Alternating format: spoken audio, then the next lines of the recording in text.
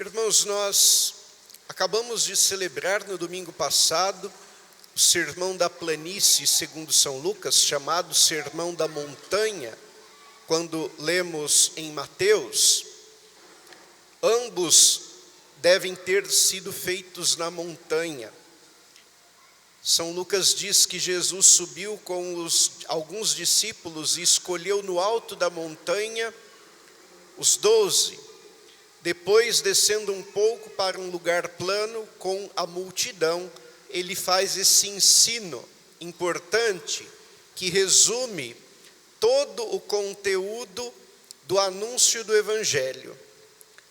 Por que a gente lembra sempre desse dado? Porque Jesus é apresentado aqui como o novo Moisés. Assim como Moisés subiu a montanha e falando com Deus recebeu a lei que foi dada ao povo para se preparar para a vinda do Salvador, a lei que é como que uma pedagoga que vai conduzir os alunos para o mestre, ela não é substituída, mas ela é levada à sua plenitude por Jesus, porque ele é, de fato, não só um novo profeta, que é capaz de estar na intimidade com Deus como Moisés.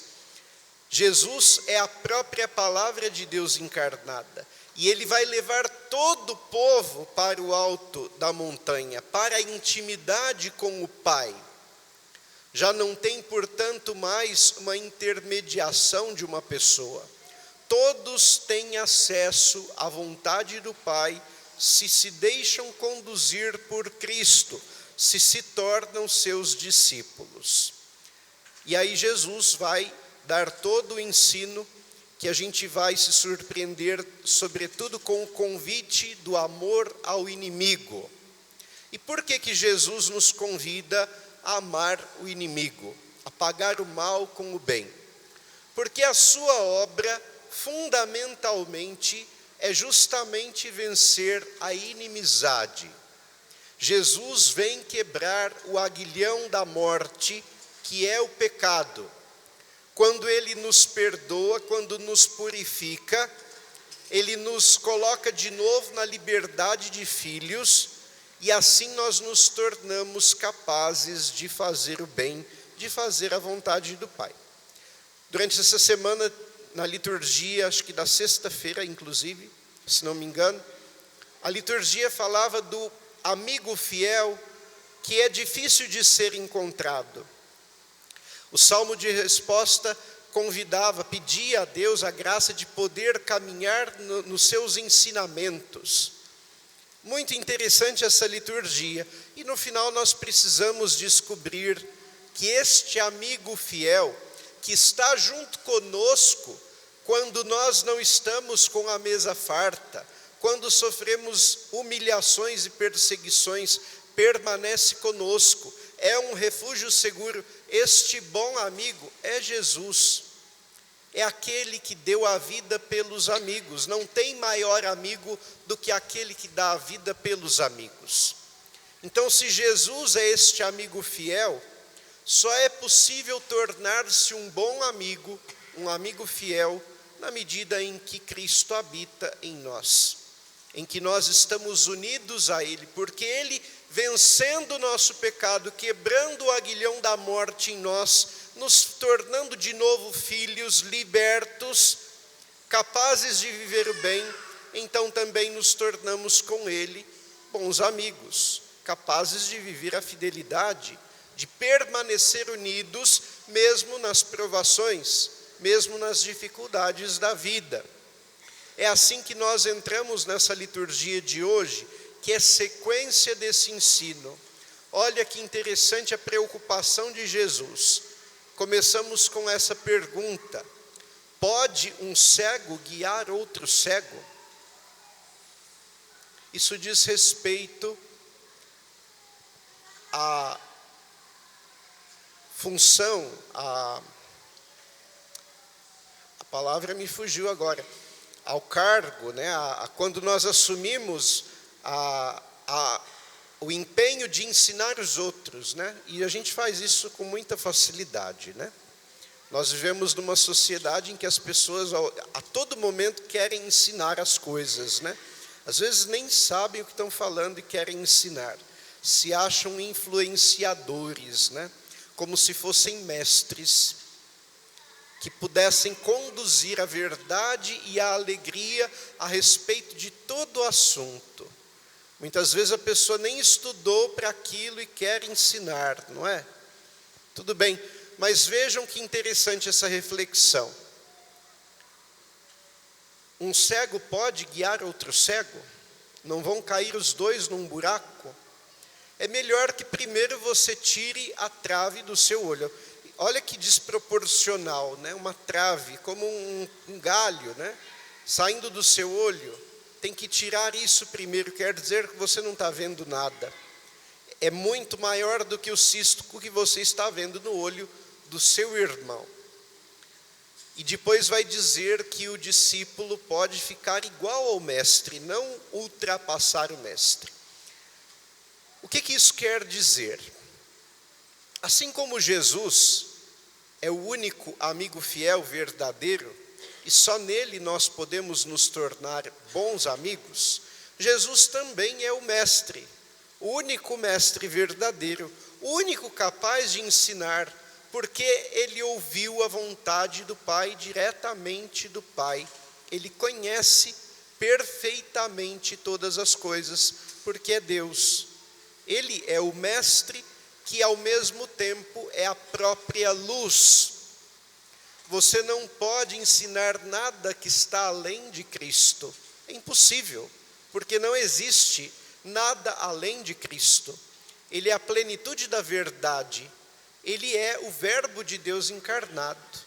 E por que Jesus precisa falar disso? Porque nós, com facilidade, voltamos à raiz do pecado. Vocês se lembram que Adão e Eva foram convencidos pelo demônio de que deviam viver a sua própria vontade, não a de Deus. Então eles comem o fruto proibido, se tornam conhecedores do bem e do mal, e já não querem mais seguir a vontade de Deus, querem fazer a sua vontade. Esse é o princípio da inimizade. Por quê? Ora, é muito simples. Se você, eu e cada um quer fazer a sua própria vontade, qual vontade vai ser feita? Daquele que falar mais alto, que tiver mais autoridade, que tiver mais poder, que conseguir se impor. Mas para se impor, você precisa entrar em uma rixa, em uma tensão, em um combate com o outro, inimizade. Aí cada um quer fazer do seu jeito, quer ir para onde pensou, e etc. E a confusão está armada. Essa liturgia, portanto, recorda o convite à conversão, que é basicamente deixar de lado a própria vontade para voltar a fazer a vontade do Pai. E olha como Jesus vence isso. Por amor, dando a vida por nós. Com docilidade, ele obedece à vontade do Pai até a cruz, nos ensinando que a vontade do Pai de fato é soberana, é perfeita, é boa, gera a vida para todos. Por quê? Porque mesmo morrendo na cruz, Jesus não fica abandonado à morte, mas vence a morte. Jesus está vivo, ele ressuscitou. O amor do Pai sustenta a nossa vida, vence a morte por nós. Por isso nós também podemos assumir os sofrimentos por amor, abrir mão da nossa vontade, da nossa vaidade. E se todos buscam a vontade do Pai, todos caminham unidos. A obra acontece. E a vida é gerada para todos, não só para mim. Então, nós vamos superar esta vontade de convencer os outros da nossa própria vontade, como cegos que querem guiar os outros cegos. Não cairemos mais nos buracos, porque vamos lembrar que para ensinar alguma coisa para alguém, primeiro nós temos que ouvir. Se queremos nos fazer mestres uns para os outros, temos que aprender a ser primeiro discípulos de Cristo. Não comunicamos aquilo que nós acreditamos ser o melhor, mas aquilo que recebemos do Pai, através de Jesus, que é o verdadeiro mestre, que é a luz que retira tudo o que nos impede de enxergar bem, porque purifica do erro e do pecado. Tira do nosso interior as coisas más. Um homem é conhecido pela palavra que sai da sua boca. Uma árvore boa vai produzir frutos bons, uma árvore ruim os frutos maus. Mas o que nos torna bons ou maus? Portanto, aquilo que está no nosso interior. Se você cultiva no seu interior a inveja, o egoísmo, o orgulho, se vive julgando os outros, reclamando da vida, se a palavra que tem no seu interior é uma palavra de morte, o que você produz no final? Diante da provação, no momento em que é chamado a morrer por amor do irmão, alguém que cultivou o mal, será que vai conseguir responder com amor? Vai produzir palavras de vida, não só com a boca, né? Vejam que não se trata só disso. Porque com facilidade nós falsificamos até a palavra de Deus. Tem gente que tem muita facilidade para convencer os outros, fala bem, engana. Parece até que a palavra é bonita e é boa, mas depois você compara com a vida e vê que a pessoa não é verdadeira. Fala uma coisa e vive outra. É assim que aparece se o fruto é bom ou é ruim. A boca fala daquilo que o coração está cheio. Mas se ela fala algo que parece ser bom, mas não é bom, não resolve. Jesus tem um outro símbolo interessante para falar dessa realidade da hipocrisia. Vocês se lembram, ele saindo para Cafarnaum, passa por uma figueira que tem folhas verdes, bonitas, e Jesus vai procurar figo e não tem. Ele amaldiçoa a figueira, e quando eles voltam, ela está seca. E o Evangelho faz questão de dizer, não era tempo de figo. Por que Jesus exige tanto de uma figueira? Porque ele quer figos na época que não é de figos. Porque, como diz a Escritura, a árvore que tem as suas raízes lançadas junto da água corrente, produz frutos o ano todo, não é só na temporada de frutos, porque ela está irrigada o tempo inteiro. Jesus vai para Cafarnaum tratar com os mestres da lei e os fariseus que gostavam de usar vestes bonitas com franjas. Essas franjas tinham atada nela a Escritura. Quer dizer que essas pessoas todos os dias estavam diante da palavra de Deus, rezando, ensinando.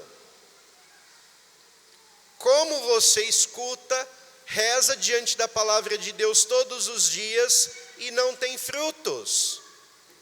A palavra parece ser bonita, a veste é bonita, todo mundo acha que você é justo e é bom, mas quando chega perto, a obra é de maldade. Você gera divisão dentro da sua família, você oprime os outros tentando obrigar que eles façam o que você quer o tempo inteiro. Não é capaz de se colocar diante de Deus com humildade para ouvir. É um cego tentando guiar os outros cegos. E no fim acaba todo mundo no buraco. Porque o salário do pecado é a morte. A divisão gera a solidão, gera a morte. Então hoje somos chamados à conversão, a uma atitude humilde diante do Senhor, como discípulos. Abrirmos os nossos ouvidos, buscarmos pela luz que é Jesus, para que a maldade seja retirada do nosso interior. E cultivando a palavra de Deus, nos tornemos capazes de fazer o bem. Então eu convido cada um a se colocar diante dessa palavra e a meditar. Qual tem sido a nossa atitude? Será que eu tenho me perguntado todo dia qual é a vontade de Deus para a minha vida? Onde Deus quer que eu vá? O que Deus espera de mim? E no sofrimento, eu abro os ouvidos para ouvir o que Deus está falando, ou será que eu ainda exijo de Deus? Eu quero que Deus passe por onde eu quero. Eu quero que Deus faça aquilo que eu preciso, que Ele tire de mim os sofrimentos, que Ele cure as feridas, que Ele me atenda o tempo inteiro, como se Ele tivesse que me obedecer. Como se Ele fosse o meu servo e não o contrário.